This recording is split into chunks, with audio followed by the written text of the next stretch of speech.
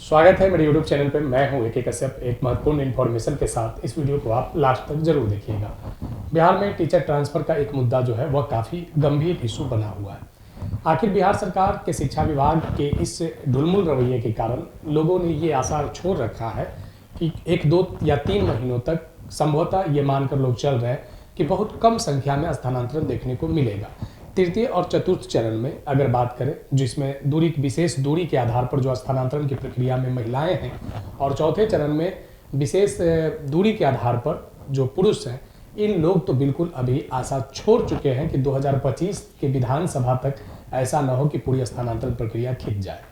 आज इन्हीं पहलुओं पर बात करेंगे कि किस तरीके से लोगों का ये विश्वास उठता जा रहा है स्थानांतरण से, और दूसरी तरफ कुछ ऐसे न्यूज़ निकल कर आते हैं जो शिक्षकों इस पर भरोसा नहीं कर पा रहे हैं। आज के इस वीडियो में अगर आप अभी नए जुड़े हैं तो चैनल को जरूर सब्सक्राइब करके बेल आइकन को दबा दीजिएगा।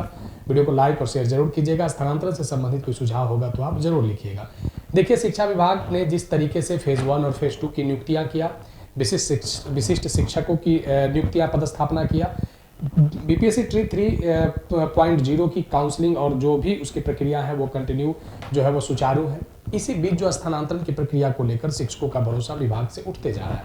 आखिर ऐसा क्यों हो रहा है? विभाग से संबंधित जो बातें निकल कर आ रहे हैं, इसमें अभी तक मात्र 35 शिक्षकों के स्थानांतरण का लिस्ट जारी हुआ है। आज के इस टॉपिक में देखेंगे कुछ महत्वपूर्ण बातें कि कैसे आपके स्थानांतरण में ब्लॉक एजुकेशन अफसर को टैग किया जा रहा है और किस तरीके से दूरी के आधार पर DEO जो है वह संबंधित BEO को आपके संबंधित पदस्थापन के लिए आदेश करेंगे। इन्हीं सब बातों पर शुरुआत करते हैं। देखिए, सबसे पहले जो 1,90,000 आवेदन आया, इसमें लगभग 35% जो टीचर हैं वह स्थानांतरण चाहते हैं बिहार में। कुल शिक्षकों के 35% स्थानांतरण चाहते हैं और ये स्थानांतरण की प्रक्रिया इतनी आसान नहीं है। आसान के पीछे कारण क्या है कि जो सबसे ज़्यादा जो आवेदन पड़े हैं 70,167 महिला का, ये दूरी के आधार पे है, और दूसरा जो 92,000 जो यहाँ पे मेल टीचर जो देख रहे हैं ये भी दूरी के आधार पर है। अब लगभग अगर बात करें, और 16,356 जो देख रहे हैं ये पति पत्नी के आधार पर। अब अगर ये तीनों को अगर आप ऐड कर देते हैं तो लगभग 1,60,000 शिक्षकों का जो है वह ट्रांसफ़र काफ़ी ज़्यादा पेचीदा होते चला जा रहा है, और सबसे ज़्यादा भरोसा लोगों को यहीं से उठ रहा है। यहाँ जो आप देख रहे हैं कि 760 कैंसर रोग से पीड़ित, इसमें से 35 शिक्षकों के आवेदन पर स्थानांतरण को लेकर स्वीकृति मिली है। अभी यहाँ भी लोग इंतजार में हैं और ये सभी इंतजार में हैं।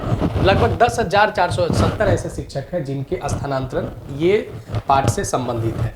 यानी 10,470 शिक्षकों के जो स्थानांतरण संबंधित जो बातें हैं वह जो है ACS के डॉक्टर सिद्धार्थ के टेबल से गुजरेगा।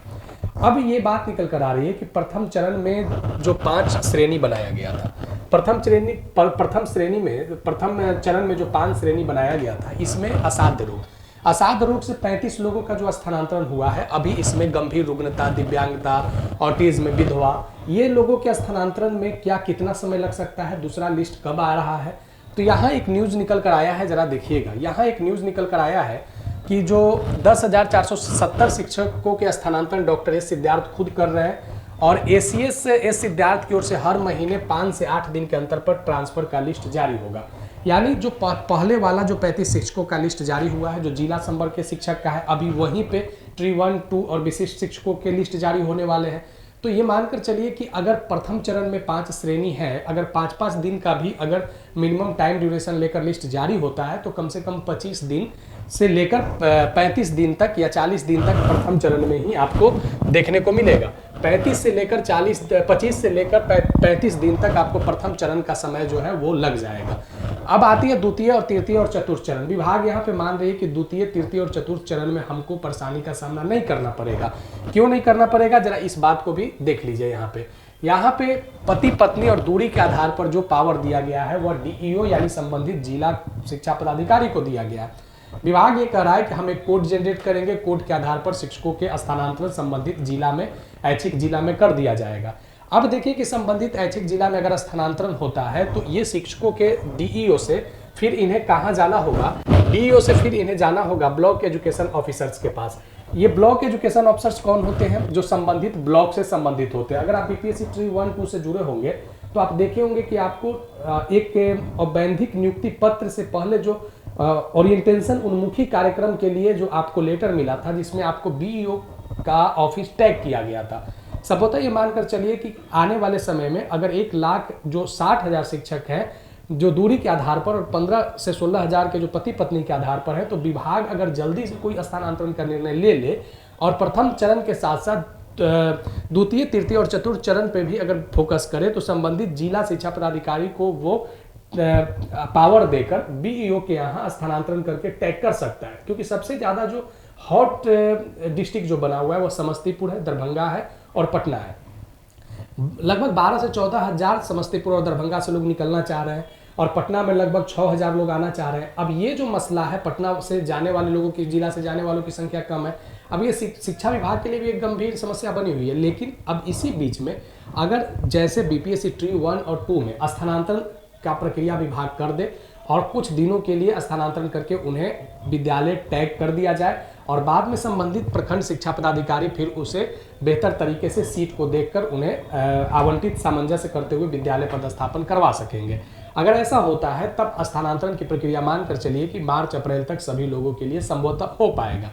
लेकिन जिस तरीके से 5 से 8 दिन के आधार पर जब अगर लिस्ट जारी किया जाएगा तब ये तो एक लंबी प्रक्रिया खिंच सकती है। इसी बीच एक और बात निकल कर आ रही है। वो बात क्या है कि स्थानांतरण में जो लगभग 10,000 शिक्षकों ने जो स्थानांतरण को लेकर जो एसीएस के टेबल से जो फाइल गुजर रहे हैं, जिसमें दिव्यांगता का आधार होगा, असाध्य बीमारी, गंभीर रोग से संबंधित जो बातें निकल कर चल रहे हैं, तो यहाँ पे उनके जो डॉक्यूमेंट होंगे, डीवी जो होंगे, वो डीवी को भी वेरीफाई किया जाएगा।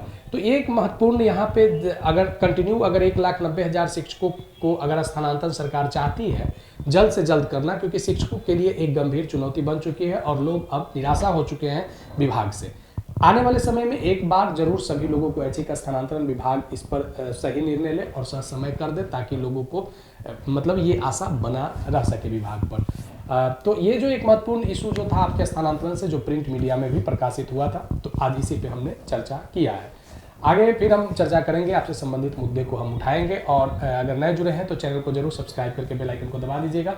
वीडियो अच्छा लगा है तो जरूर लाइक और शेयर कर दीजिएगा। सुझाव कमेंट में लिखिएगा। आगे मिलेंगे फिर नेक्स्ट वीडियो नेक्स्ट टॉपिक में। धन्यवाद।